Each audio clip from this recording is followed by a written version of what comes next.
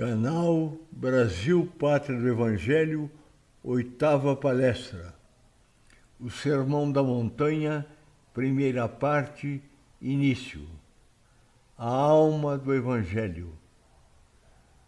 O Sermão da Montanha, capítulos 5, 6 e 7 do Evangelho segundo Mateus, é uma das mais belas e verdadeiras mensagens da literatura espiritual, constituindo-se no texto mais importante do Novo Testamento.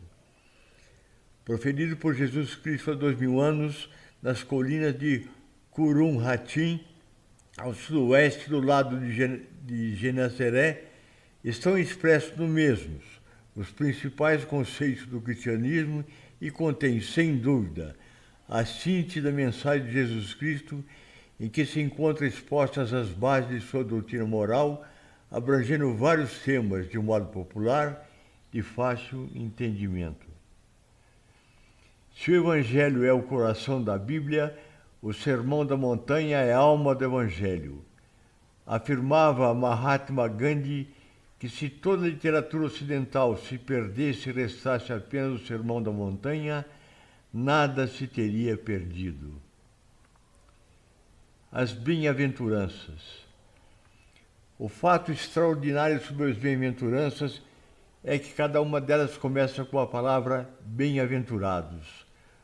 Os mandamentos do Antigo Testamento agem com proibição de certos comportamentos e ameaçam com castigo, enquanto que as bem-aventuranças encorajam a prática do bem a partir do amor a Deus e ao próximo, convidando a mais alta e infinita alegria junto ao Criador. Segundo a lei de Moisés, Deus era punitivo. O Deus de Jesus, por outro lado, é um Deus de amor que ama seus filhos e os perdoa e regenera. Ao adentrarmos no sentido profundo do significado das bem-aventuranças, torna-se evidente que elas obedecem a uma determinada sequência.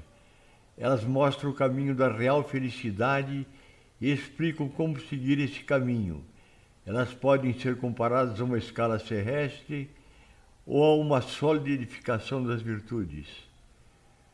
Bem-aventurados os pobres de espírito, porque deles é o reino dos céus. Por pobre de espírito, Jesus não entende os desprovidos de inteligência, mas os humildes, tanto que diz ser para este o reino dos céus e não para os orgulhosos. São bem-aventurados porque a noção que têm de suas fraquezas e mazelas faz-os lutar por aquilo que lhes falta, e esse redobrar de esforço leva-os realmente a conseguirem maior progresso espiritual. Bem-aventurado o pobre de espírito, porque deles é o reino dos céus. Dizendo que o reino dos céus é dos simples, que Jesus significar que a ninguém é concedida entrada nesse reino sem a simplicidade de coração e humildade de espírito, que o ignorante possuidor dessas qualidades será preferido ao sábio que mais crê em si do que em Deus.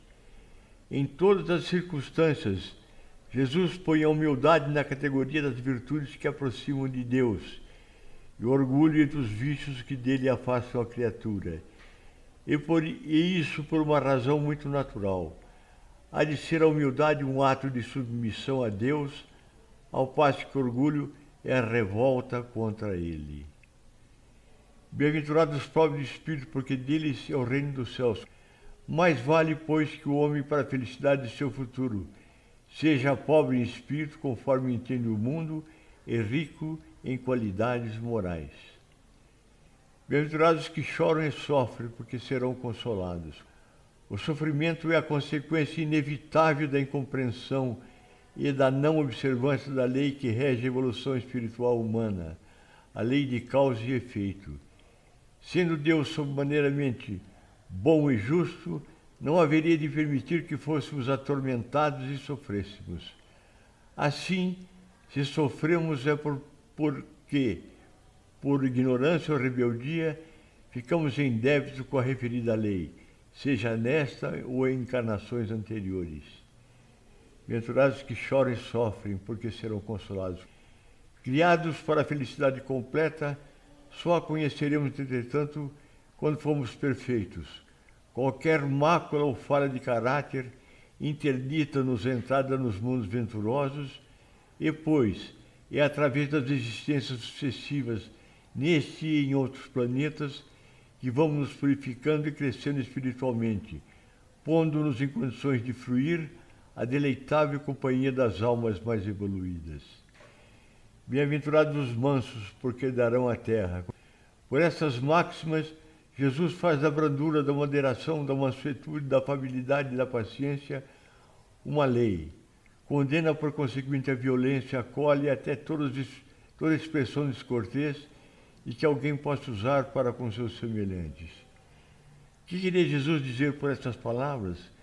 Bem-aventurados que são mansos, porque herdarão a terra, tendo recomendado aos homens que renunciassem os bens deste mundo e havendo-lhes prometido os do céu? Enquanto aguarda os bens do céu, tem o homem necessidade dos da terra para viver. Bem-aventurados os mansos, porque herdarão a terra. Apenas o que ele lhe recomenda é que não ligue a estes últimos mais importância do que aos primeiros. Por aquelas palavras que dizer que até agora os bens da terra são assambarcados pelos violentos em prejuízo dos que são brandos e pacíficos, que a estes falta muitas vezes o necessário, ao passo que outros têm o supérfluo. Promete que justiça lhes será feita assim na terra como no céu, porque serão chamados filhos de Deus. Bem-aventurados os mansos, porque herdarão a terra. Quando a humanidade se submeter à lei do amor e de caridade, deixará de haver egoísmo. O fraco já não será explorado, nem esmagado pelo forte e pelo violento. Tal a condição da terra, quando, de acordo com a lei do progresso e promessa de Jesus, se houver tomado mundo ditoso por meio do afastamento dos maus. Bem-aventurados que têm fome e sede de justiça, porque encontrarão a justiça. As palavras do Mestre não se referem, como poderia parecer, aos que, inconformados com sua condição, protestam, amaldiçoam ou promovem agitações subversivas, mas sim aos que, qualquer que seja a classe social em que se encontrem, procuram, de consciência tranquila, seguir as pegadas, alimentando a nobre aspiração de pautar seus próprios atos de conformidade com os mais altos ideais de justiça e retidão, respeitando escrupulosamente os direitos de seus semelhantes, procurando tirar de sua atuação o maior resultado possível para a sua própria evolução e o bem alheio. Bem-aventurados que têm fome e sede de justiça, porque encontrarão a justiça. É com discípulos desse feitio que o Cristo conta como cooperadores para a implantação na terra de um estilo de vida mais consentâneo com o direito e a moral. Os verdadeiros cristãos, inspirados no exemplo do Mestre, que desceu dos cimos da pureza e da imperfeição e emergiu neste mundo corrompido, a fim de dar o que a humanidade necessitava para alcançar a redenção. Saiam, pois, a campo, empenhando-se de corpo e alma na construção da sociedade do porvir. Bem-aventurados os misericordiosos, porque encontrarão a misericórdia. A misericórdia é o complemento da brandura, porquanto aquele que não for misericordioso não poderá ser brando e pacífico. Ela consiste no esquecimento e no perdão das ofensas. O ódio e o rancor denotam alma sem elevação nem grandeza. O esquecimento das ofensas é próprio da alma elevada, que paira acima dos golpes que lhe possam desferir. Uma é sempre ansiosa de sombria suscetibilidade e cheia de fel. A outra é calma, toda mansidão e caridade. Ai daquele que diz, nunca perdoarei. Bem-aventurados os misericordiosos, porque encontrarão a misericórdia. Há, porém, duas maneiras bem diferentes de perdoar. Uma grande, nobre e verdadeiramente generosa, sem pensamento oculto, que evita com delicadeza ferir o amor próprio e a suscetibilidade do adversário, ainda quando este último nenhuma justificativa possa ter. A segunda é a em que o ofendido ou aquele que tal se julga impõe ao outro condições humilhantes e lhe faz sentir o peso de um perdão que aborrece, em vez de acalmar. Se estende a mão ao ofensor, não o faz com benevolência, mas com ostentação, a fim de poder dizer a toda a gente, vede como sou generoso. Bem-aventurados os misericordiosos, porque encontrarão a misericórdia. Nessas circunstâncias é impossível uma reconciliação sincera de parte a parte. Não há aí generosidade, há apenas uma forma de satisfazer o orgulho. Em toda contenda, aquele que se mostra mais conciliador, que demonstra mais desinteresse, caridade e verdadeira grandeza da alma, granjará sempre a simpatia das pessoas imparciais. Bem-aventurados os puros de coração, porque verão a face de Deus. Bem-aventurados sejam aqueles que não têm malícia nem maldade, e agem com toda pureza e sinceridade de propósitos, e assim não pactuam com o mal. Puros na sensibilidade, percebem melhor o que é próprio da espiritualidade superior. A pureza do coração é inseparável da simplicidade e da humildade.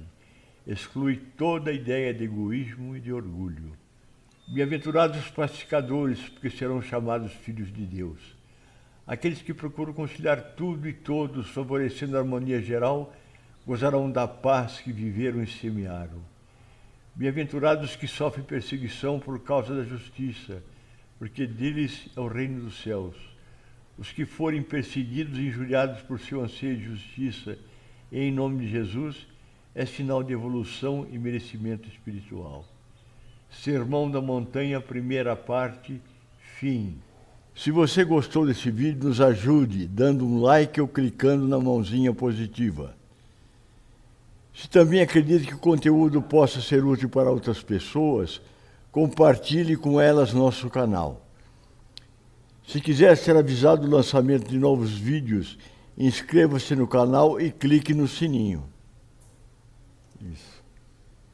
Gratidão pelo apoio e ajuda.